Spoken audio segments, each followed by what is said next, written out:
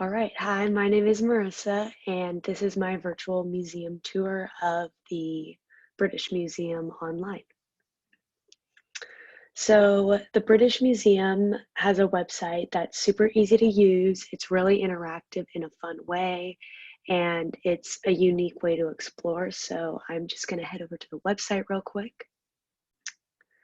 All right, so here's the website. It's actually set up as a timeline. You can go as far back as 2 million BC, as shown right here, and up to the current time, 2080.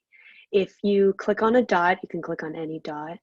There are pictures of the piece, and I'll press to find out more. So for example, this one, there's a picture of the piece. You can click on it, zoom in to see all the fine details. There is also a brief description of the artwork, and there's an audio description, a map of where the item is found, and related objects. So you can look at all of the museum pieces at once, or you can, as shown to the right here, you can click on like art and design, living and dying, power and identity, religion and belief, and trade and conflict. So I'm going to click on art and design. So this like filters out the rest of them, and you can, when you click on them, you can see how all these different pieces are connected within different countries: Africa, Americas, Asia, Europe, Oceania. I chose to focus on the art and design aspect of Africa for my virtual museum tour. So I'm going to head back to the presentation. So when I was choosing the first artwork, I actually wanted to go as far back as possible. This crocodile engraved in rock was the first one that showed up in Africa. It dates back to around 5000 BC, which is over 10,000 years ago. It is a very simple design with many horizontal and vertical lines that add texture to the animal. There is also a smaller crocodile just below the large one's tail. It honestly just impresses me that humans were able to create art like this so long ago. The engraving reminds me a lot of printmaking, and I wonder if the humans who created this recreated this picture anywhere else. Not only does the artwork show the capabilities of humans 10,000 years ago, it also reveals history about the environment. According to the website, this piece was found in the Libyan Sahara Desert, which is actually really unusual. It reveals that the Sahara used to have a much wetter climate and had bodies of water which allowed water-dependent life like the crocodile to survive and thrive. I was originally drawn to this art because of how old it was. The fact that humans created this so long ago is really fascinating, and it's really interesting to see how over time this African rock art develops. This next piece is from ancient Egypt. It is called The Nememum Hunting in Marshes. So this piece interested me because although it was made in Africa, I was surprised at the difference between the crocodile and this piece. It was created between 2000 and 1000 BC in ancient Egypt. Unlike the crocodile engraving, this artwork has much more detail. Every part of the piece is filled with lively details, as you can see just around the entire thing. There is an Egyptian man hunting birds while on a river. In the river, there are fish with intricate shimmering scales. The painters really captured the scaly and shiny quality of the fish. In the air, there are delicately painted birds and butterflies flying freely in the sky. Towards the middle of the painting, there is a cat jumping to catch a bird with its mouth. The fur on this cat's body, as like I was zooming in on the website, the fur is drawn with incredible precision. I've always been interested in hieroglyphics, which is the reason I was drawn to this painting. It probably means that every little detail and every aspect of this piece has lots of meaning behind it, because I just remember like learning about hieroglyphics, they always, Egyptian art, like it always has a bunch of meaning behind it.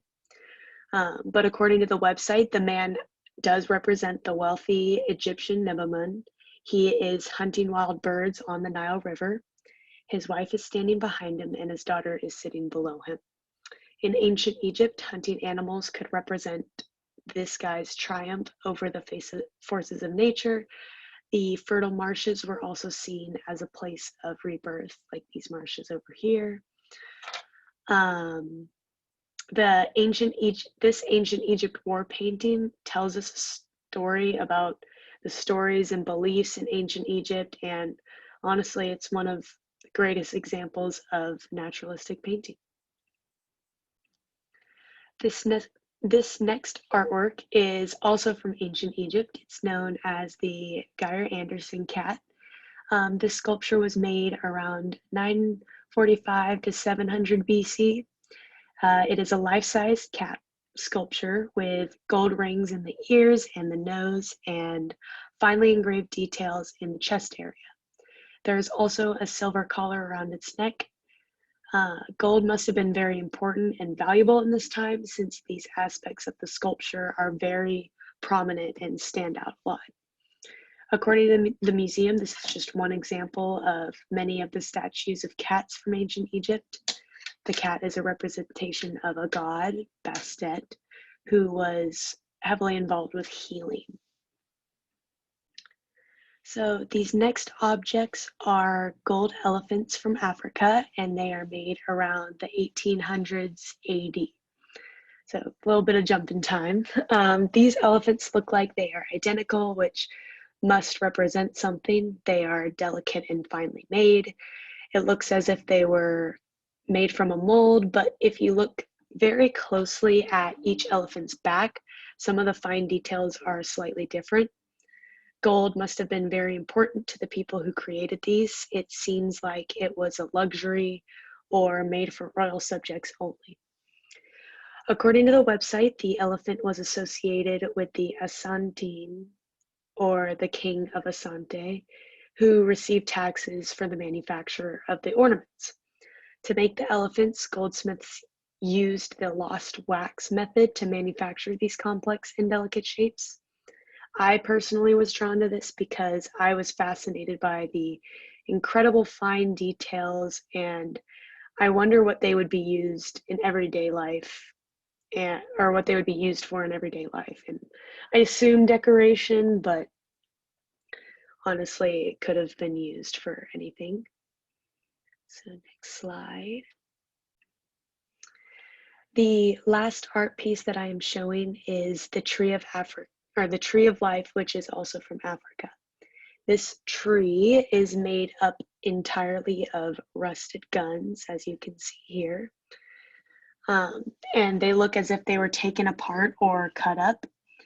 My initial thought is that this is like a war memorial, and since a tree usually represents growth and transition, the art could represent how the society is thriving post-war and how they're growing from the war.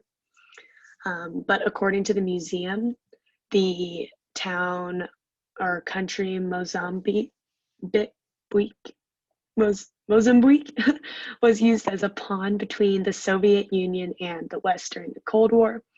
To eliminate the threat of conflict, citizens were encouraged to hand over weapons in exchange for other goods like bikes or sewing machines.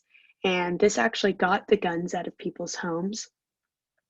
The weapons were either destroyed or turned into art, and in this case, they were turned into like an imaginative sculpture. And this was known as the Transforming Arms into Tools project. I personally was drawn to this because of just how unique it is. The Tree of Life sculpture is an example of assemblage, and with all the pieces being put together to create a nice sculpture. And it celebrates the courage of the people who stood up to the culture of violence inflicted on their country, rather than the politicians or the soldiers in the battle, which I think is pretty cool. So in conclusion, I would definitely use this site for my virtual classroom, whether it be in person or virtual. I think in person, it would be fun to see kids explore, and like I personally found myself scrolling through and clicking on so many of the art pieces just because it was fun to click on the dots and see how everything was connected. And I honestly think kids would really enjoy it. And it's easy to use at home if we are virtual, but it can also be used in person pretty well. So that is my presentation. Hope you liked it.